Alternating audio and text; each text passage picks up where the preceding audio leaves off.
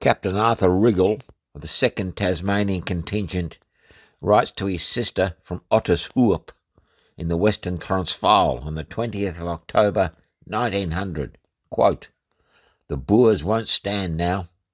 They are simply going in for guerrilla warfare, and an end must be put to that sort of thing. I expect it will mean burning all their houses. It seems cruel and unnecessary, and I for one don't see what good it does, as they simply say, well, I've got nothing to go back to, so might as well put up a fight to the last. It's rough on their women and children too, poor beggars. Quarter of an hour to get what they want, and then up goes the house. I've seen a woman with a month-old baby have to turn out and see everything vanish in smoke.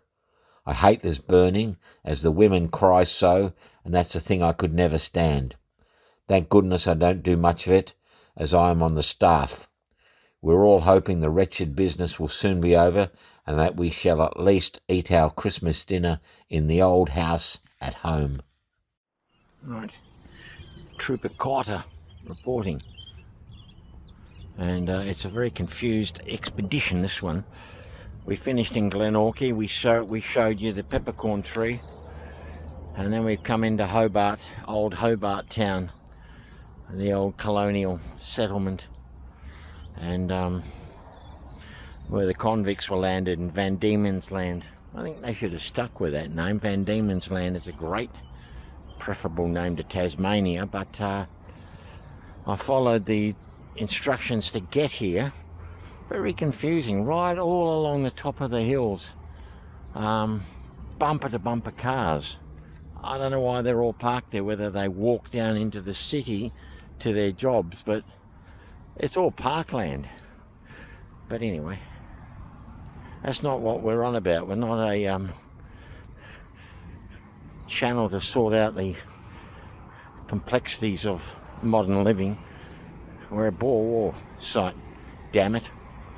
And I've got a beauty, I've got an absolute beauty for you, a rip snorter. Okay, we're in, I don't even know if Hobart's the capital of Tasmania. Probably is. I think it is. Or it could be Launceston, but no, I got a rip snorter. This is as good as it gets.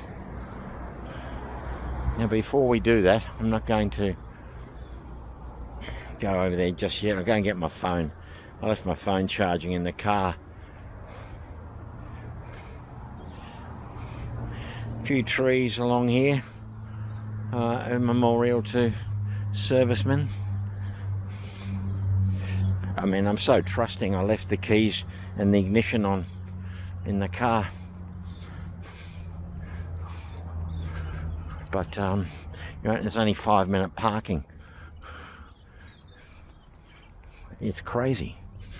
There was not a park for 5 kilometres up that hill, all through bushland.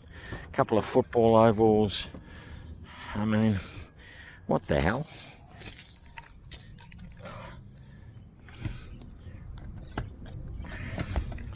Yeah, we're going to want photos with this one.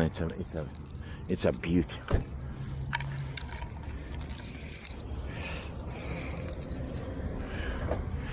All right.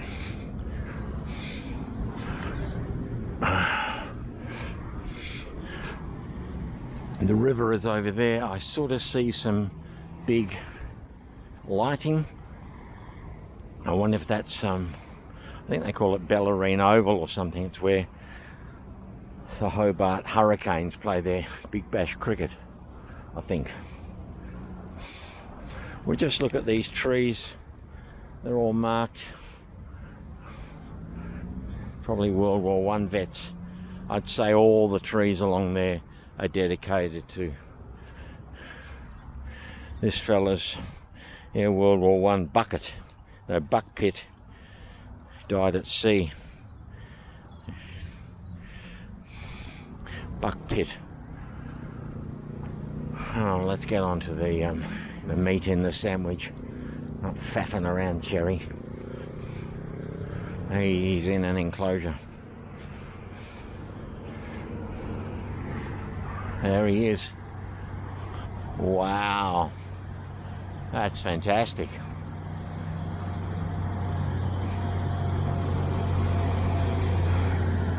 the South African War in memoriam. Can you see it? Wow, we're going to get the camera out, get some close-up shots. There's a lion with his paw raised in victory.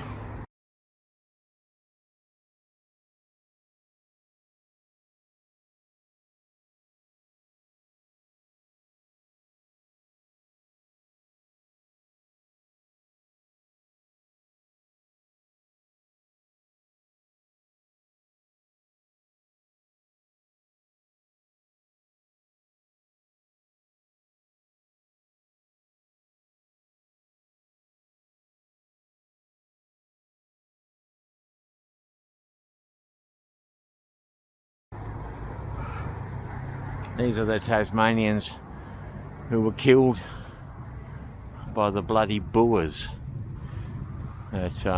All's fair in love and war. If you're curious, I hold the Boers in the highest esteem. They were magnificent fighters. I mean, for a ragtag, motley crew of farmers to face up to the mightiest war machine on earth at the time took a bloody lot of guts. Anyway, the memorial stone was laid by His Royal Highness the Duke of Cornwall and York on the 4th of July 1901, so the war wasn't even over when they laid this. The hills of Hobart surrounding the city.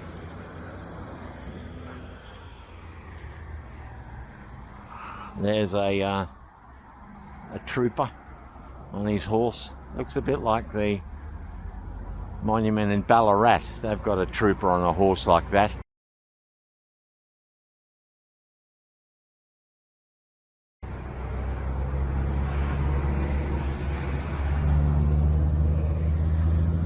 Is that a sandstone base, I wonder? Looks that way. Let's have a look here. Tasmanian contingents. It's got their numbers, names and the commanding officers and the dates of departure. So you got the first contingent, 80 of them, the first Tasmanian contingent under Captain Clare and Cameron. They left in 1899 in October, so the war had just kicked off. Then they called up the next contingent, January 1900, under Captain Rickall. Now we're getting into the guys I like, the Tasmanian Bushmen, right? 53 of them, under Lieutenant Colonel Wallach, and they left on the 5th of March 1900. They did some great work, the Bushmen. Then we've got the 1st Tasmanian Imperial Contingent under Captain Lewis, and they left in April 1900, so they're sending them out pretty quick now. Every month they're sending them out. Then we got the 2nd Tasmanian Imperial Contingent. Well, a big number there, 254 of them. They were getting serious then. They've sent them under Lieutenant Colonel Watchhorn in March 1901, halfway through the war. E Company 1st Battalion under Captain Percival. They've left in February 1902, so they're going to miss most of the action, just the tidying up. And then we got E Company 3rd Battalion under Moresby. They've left on the 8th of April 1902. And then these guys from C Squadron, well, the war ended in May of 1902 under Captain Ogilvie, so they're going to be a bit disappointed. Get over and it's all over, but they might have been there like doing policing or mopping up, you know, collecting the rifles and Mausers from the Boers. I love that statue. That's maybe the best statue I've seen of all the monuments I've done. There's the transport ships, take the poor guys over. I think all the Tasmanians, I think, landed at Cape Town and went up inland to relieve Kimberley, up with, I think it was Gattaca, up to Paardeberg, battles of Paardeberg, you know, right up the centre, Battle of Belmont. Yeah, that's magnificent. I'll get some photos now.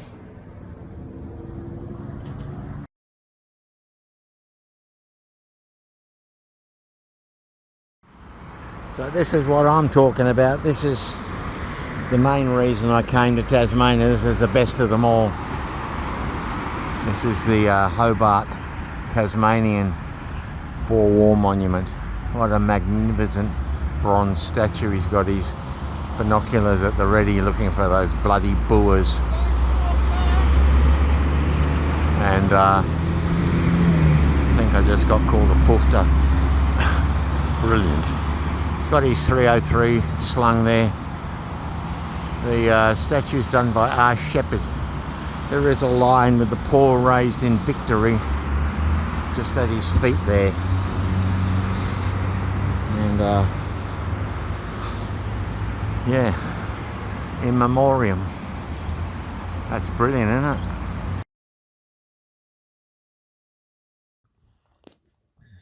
The Mercury, Hobart, 21st of January 1905. Arrangements for the official unveiling of the statue erected in memory of the brave Tasmanian soldiers who fell in the late South African War are now completed. On Wednesday, the 1st Proxima, at 2:30 p.m, the Committee of the Tasmanian Soldiers National Memorial have arranged that the ceremony in connection with the unveiling of the statue, erected in memory of the Tasmanian soldiers who lost their lives during the late South African War, will be performed by His Excellency the Governor, Sir Gerald Strickland, in the Queen's Domain, Hobart.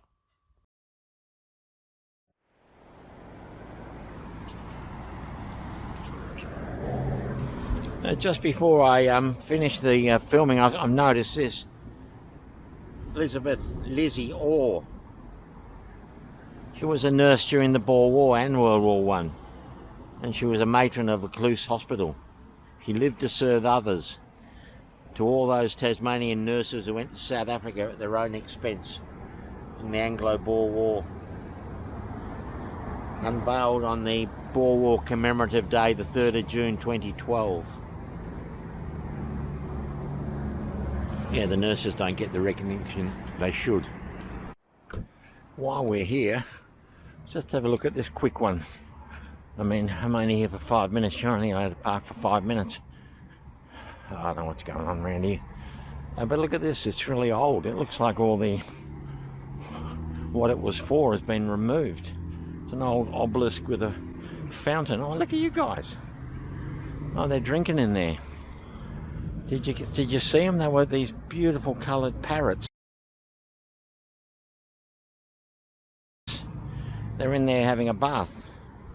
Maybe that's the object of the... There's still water in the fountain, but no indication of what it... Oh, hang on, here we go.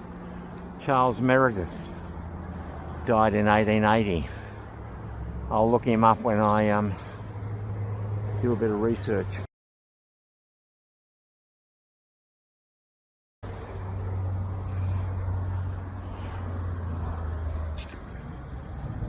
It's totally unlooked after. He must have been one of the pioneers of Hobart, old Hobart town. It's probably just the rain that's filled up the... There's no water coming through it, I wouldn't think. But those parrots have interrupted their bath time, so I'll leave them to it. Nice, isn't it? Alright, people are wanting my parking spot. I guess they're dropping kids off at the aquatic centre. If you want to find the Boer War Monument, if you get to Hobart, come to the aquatic centre. That's how I found it. Alright, let's go back to Glenorchy.